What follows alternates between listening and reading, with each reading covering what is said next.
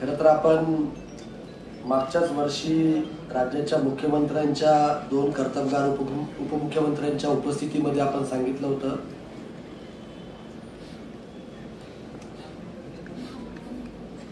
की छत्रपती शिवाजी महाराजांच्या जन्मदिनीच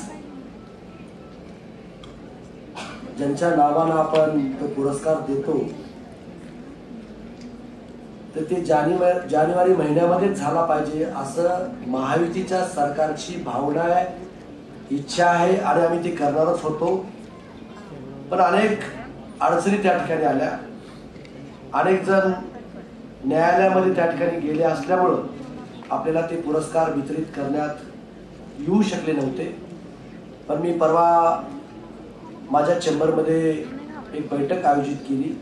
त्या बैठकीमध्ये ज्यांनी कुणी न्यायालयामध्ये गेलं होतं त्यांना सुद्धा आपण पॉझिटिव्हली घेऊन त्यांना सुद्धा शिवछत्रपती पुरस्कार देण्याचा निर्णय मी त्या ठिकाणी घेतलेला आहे। फक्त आता मिनिट्सवर सही करायची बाकी आहे।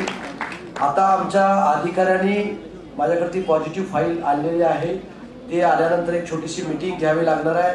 दादांनी मला सूचना केलेल्या आहेत आणि त्या सूचनेचं तात्काळ अंमलबजावणी करण्याचं काम मी पुढच्या आठवड्यात त्या ठिकाणी करेन।